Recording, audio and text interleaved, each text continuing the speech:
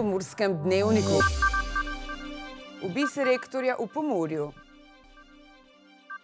To je dan, ko Expano odpira vrata. Nevladniki, izsiljevanje ministra nesprejemljivo.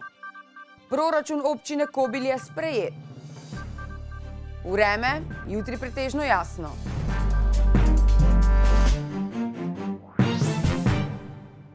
Drage gledalke, cenjeni gledalci, lepo pozdravljeni. Pred dnevi je Pomurje obiskal rektor Univerze v Mariboru Zdravko Kačič, ki se je sestal z vodstvom soboške občine, vodstvom PGZ, ogledal pa si je tudi podjetje Roto. Namen obiska rektorja Zdravka Kačiča v Pomurju je bil predvsem predstavitev koncepta, ki ga Univerza v Mariboru gradi za vzhodno kohezijsko regijo. Povezovanje vseh deležnikov in nekako oblikovanje enotne strategije, kjer pač univerza razume, da kot odgovorna družbena organizacija prispeva svoj del predvsem v tistem razvojnem elementu tovrstne strategije. Zato smo se sestali z županom mestne občine Murska Sobota in pa sedaj z predstavniki podjetij. Pomurje in Univerza v Mariboru dobro sodelujeta, so pa še vedno rezerve. Ugotavljanja skupnega pogleda na trenutne težave in predvsem vzrokov, zakaj po našem mnenju trenutna izvajanja kohezijske politike ne dosega tiste rezultate, ki bi si jih vsi skupaj želeli, in tudi dogovor, kako pa sodelovati in kako zastaviti strategijo za naslednjo perspektivo, da bomo dosegli želene rezultate. Kačič je izpostavil nekaj težav, s katerimi se soočajo. Ključne težave so na področju mehanizmov in instrumentov črpanja sredstev kohezijske politike, predvsem sama strategija, ki je bila pred leti zastavljena, ki pravzaprav ne upošteva dejanskih razvojnih potencialov te vzhodne kohezijske regije, ki so seveda drugačni kot na zahodu, in enotna politika ne omogoča upoštevanje v dovolj veliki meri realnega stanja in pa potreb vzhodne kohezije, kar rezultira v relativno slabo črpanje kohezijskih sredstev, kar ugotavljajo pravzaprav vsi, ki imajo s tem opravka. Ključni cilj te in naslednje perspektive za izvajanje kohezijske politike je ustvarjati pogoje dela, ki bodo za mlade dovolj privlačni, da bodo ostali v Pomurju. Da bo pa to zagotovili, pa je potrebno celostno pristopiti k izvajanju te politike in prav temu so tudi namenjene današnje in pa vse prihodnje aktivnosti, ki se bodo zdaj zelo kratkem intenzivirale. Univerza v Mariboru pa dobro sodeluje tudi s Pomursko akademsko znanstveno unijo. Dosti uspešno, seveda je lahko zmeraj boljše, ampak razumemo, da je pomembno, da se tudi posamezne regije zavedajo svojih potencialov, predvsem tistih, ki so razvojno naravnani, in tako tudi gledamo na to sodelovanje in smo zadovoljni, da je v tej regiji prisotna zavedanje pomembnosti tega in seveda pomagamo, kolikor se da. Vsi akterji, vključeni v srečanje z rektorjem Univerze v Mariboru, se strinjajo, da si dobrega sodelovanja želijo tudi v prihodnje. V Murski Soboti je včeraj potekala 3. seja mestnega sveta mestne občine Murska Sobota, na kateri so svetniki v prvem branju sprejeli proračun za letošnje leto, znano pa je že tudi, kdaj bomo lahko prestopili prag Expana. Poglejmo. Otvoritev Expana, to lahko najavim, zdaj bo 12. aprila.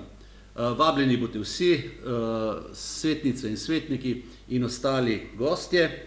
4. aprila predvidevamo predstavitev za novinarje, 12. aprila otvoritev uradno, 13. 14. pa v bistvu dan odprtih vrat za občanke in občane, tako da o tem bo mediji tudi še poročali. Nevladne organizacije združenja v kampanji Rešimo Muro obsodile domnevno izsiljevanje okoljskega ministra strani energetikov. Kljub zagotovilu ministra za okolje in prostor Jureta Lebna, da elektrarna Muri v času njegovega mandata ne bo, namreč Dravske elektrarne, Maribor in holding Slovenske elektrarne niso opustili upanja. Kot smo že poročali, so okoljsko ministrstvo, vlado in ostale odločevalce pozvali, da pred končno odločitvijo glede usode gradnje elektrarna Muri in ukinitve koncesije še enkrat razmislijo in poiščejo rešitev, ki bo najprimernejša za vse. Opozorili so namreč na dobrih 9 milijonov evrov, ki jih je zahtevala izdelava vseh potrebnih študij, ter dodali, da bodo v primeru sprejete odločitve o prenehanju veljavnosti uredbe o koncesiji za rabo vode primorani zahtevati povračilo vseh nastalih stroškov ter izgubljenega dobička. Na njihove besede so se zdaj odzvale nevladne organizacije, združene v kampanji Rešimo Muro, ki so pritisk energetskega lobija na ministra za okolje in prostor Lebna označile za nesprejemljivega. Hkrati pozivajo vlado, da ministra zaščiti ter izpolni zavezo iz koalicijskega sporazuma. Svetniki občine Kobilje so se včeraj sestali na 3. redni seji, na kateri so v drugi obravnavi sprejeli proračun občine. Občinski svet občine Kobilje sprejme predlog proračuna občine Kobilje z navedenim amandmajem, da ne bi zdaj to ponavljal te konte, če se strinjate, za leto 2019. Kdo je za naveden predlog sklepa? Za glasovanje. Hvala lepa. Predlog je bil sprejet soglasno. Kot vsak petek smo tudi danes za vas poiskali prosta delovna mesta. V nadaljevanju ostanite z nami in preverite, ali je katero primerno ravno za vas. Podjetje Poravnava v Murski Soboti zaposlitev ponuja pravniku, ki bo svetoval fizičnim osebam na področju civilnega prava ter pomagal pri pisanju zahtevkov. Eden izmed pogojev za zasedbo delovnega mesta je 10-prstno tipkanje. V Mestni občini Murska Sobota so vam pripravljeni zaupati strokovne naloge urejanja prostora in graditve objektov. Potrebovali boste visokošolsko izobrazbo in 4 leta delovnih izkušenj. Prosta delovna mesta čakajo tudi profesorje. V osnovni šoli Beltinci potrebujejo pomoč pri poučevanju angleščine in nemščine. Če vam bolj odgovarja projektiranje objektov, boste priložnost našli v podjetju ProGreen iz Radencev. Z izkušnjami z področja intelektualne lastnine pa se kemiki in farmacevti lahko potegujete tudi za zaposlitev v farmacevtski družbi Lek. V Ljubljani namreč iščejo vodilnega patentnega zastopnika. Povezave do vseh prostih delovnih mest pa najdete na sobotainfo.com. Na spletnem portalu sobotainfo.com preverite, kateri pomurski gostinci so se uvrstili v izbor najboljših slovenskih restavracij.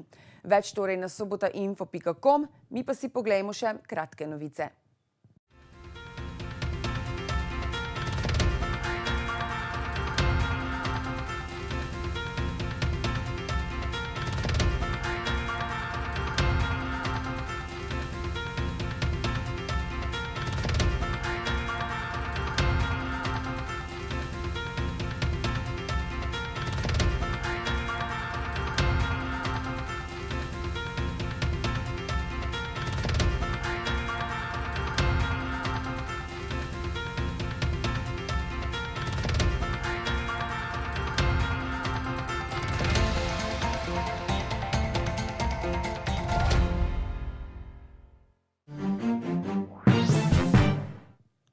Jutri bo pretežno jasno, občasno bo več koprenaste oblačnosti.